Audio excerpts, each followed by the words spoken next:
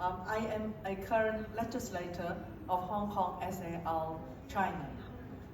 Also, I'm a key supporter of the World Trade Organization ever since Hong Kong has entered WTO as well as China entered WTO since 2001. I'm also a law professor of the City University of Hong Kong and a barrister. So concerning what Professor Sharma has said, we are always advocating alternative dispute resolution. And let me share some of our unique experience in Hong Kong first. You see, my topic is Hong Kong SAR and WTO under one country, two systems, and how unique Hong Kong is as part of China under one country, two systems may contribute to what is currently happening in the world, in the international trade, as well as alternative dispute resolution ahead. If we attended the session yesterday, we had a very candid discussion with different parliament members of the world. And I have the opportunity to advocate that the WTO is not only important for international trade, but also very important for international peace. And I'm so happy to hear some response from the fellow participants that they are also realizing that if international trade is not governing by rules, but only power, if international trade is no more governed by organizations like World Trade Organization, which has very clear layout of rules to govern the trade system, then armies may come into the border. That means we do need very civilized way of international trade under rule of law. And what is the commonality between this with one country, two system? I think one country, two system for Hong Kong and China has been a very successful rectification of a historical wrong out of wars. And China created one country, two system as a very practical solution to solve different historical problems. Under one country, two system, Hong Kong preserves our unique characteristics. We not only continue to practice capitalist system, we preserve our uniqueness in terms of political, economic, social, legal, and cultural characteristics. Hong Kong remains a bilingual system. Under my statistics in the world, of course, we have 1.4 billion people speaking Mandarin and Chinese.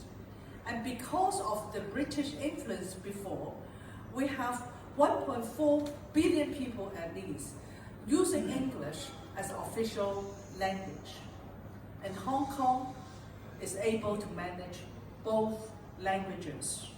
We are able to serve at least 1.4 billion people in Chinese and 1.4 billion people in English.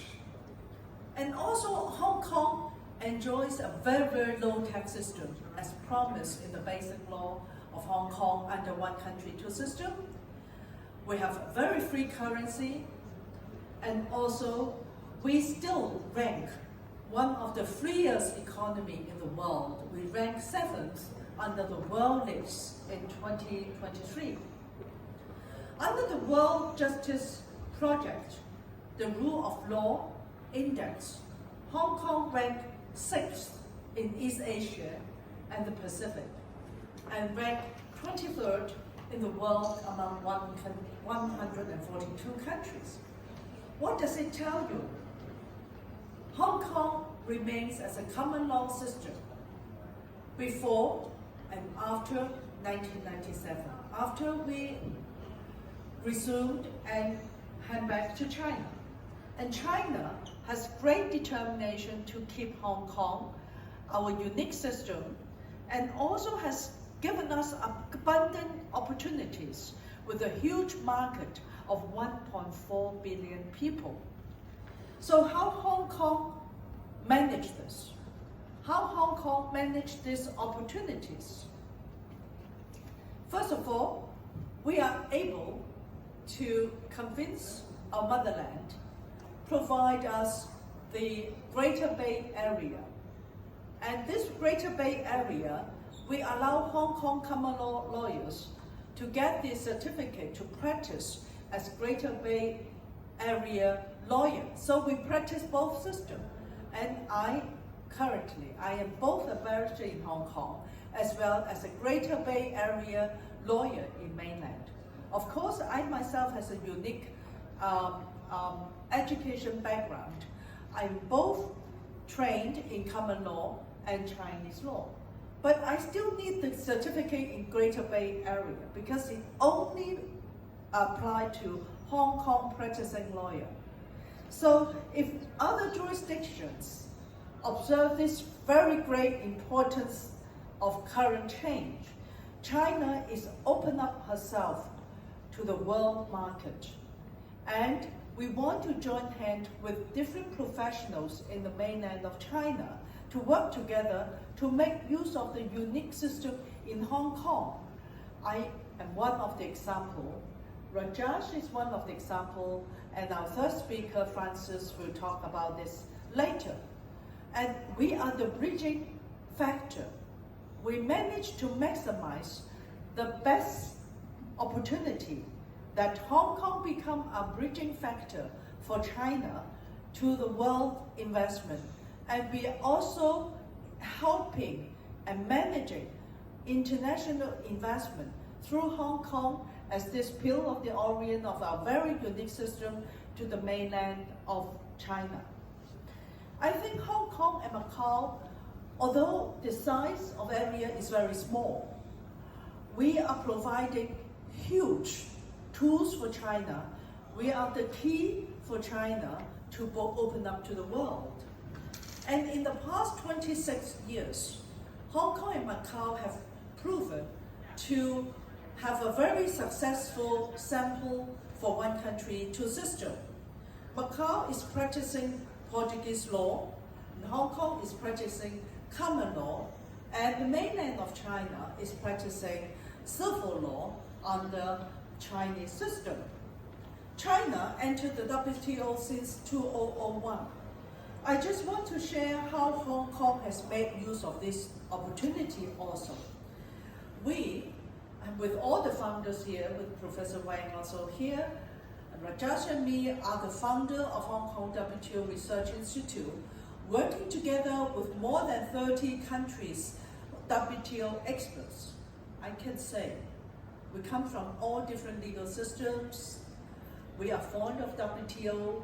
We all know that WTO is very important for the world, as shared by the speakers yesterday from different countries also. Because if WTO is not working, like now, we have some other big countries, they are very unstable in their position and status and attitude towards WTO. What happened? If WTO is not stable, that means we cannot fulfill the need of international goods. We need to work together to supply in a very stable way to the need of the world by rules, by regulations, agreeable to all the participant members. Of course, when we have rules, we are all lawyers here, we need the dispute settlement. We need the court traditionally. We have the World UN Court. We also have appeal board system in the WTO to solve sovereign disputes concerning international trade. But now the world has changed. You see, today we are talking about many changes. We have technological changes, e-commerce, and maybe in future, space commercial projects. We have traditional trade on goods, barter trade, etc. So this change, we are advocating more flexible system to to settle international disputes. And also, China is providing the system for the region. This huge market, we want to work together. And Hong Kong, we are very experienced in financial experience, financial talent, cultural, we are bilingual, we are very habitual in both Western and Eastern culture. Also, we have huge software talents of people. Like 3 of us are just one of those in the pond, in the river, and in the harbor. We have a very beautiful Victoria Harbor. That's very important to build up the present Hong Kong from a fishing port in the 1940s. In Hong Kong, we took 14 years to become the present metropolitan city. You know, as a metropolitan city, we also need to bridge this huge market of China to our neighborhood countries. We have these Belt and Road countries alongside, with all different religious system, history, as well as legal system. But we also have a lot of international experienced experts along all these countries. So let me tell you what we have successfully done before.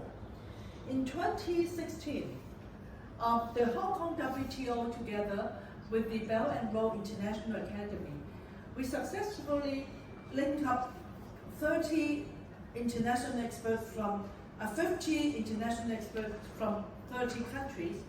We provide a volume more than 33 countries to provide the dispute resolutions, our agreeable rules to settle the disputes among different countries.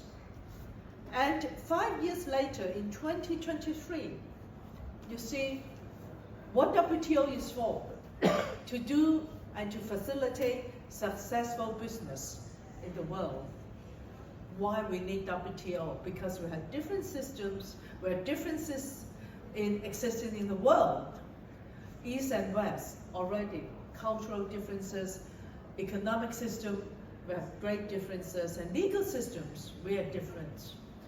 But this model rules is a joint work for more than 50 international experts who are experts in international law and international trade. We provide an agreeable rule. We say model rule to do business. It's a good news for lawyers, for business people, and for financial experts also. Because we try to find the common points. We try to find the consensus to a maximum level among people who hold differences, among leaders and government who may differ. And they need experts. They need communicable people to help trade and business continue to work. We put aside ideological differences in order to provide prosperity and peace for the world.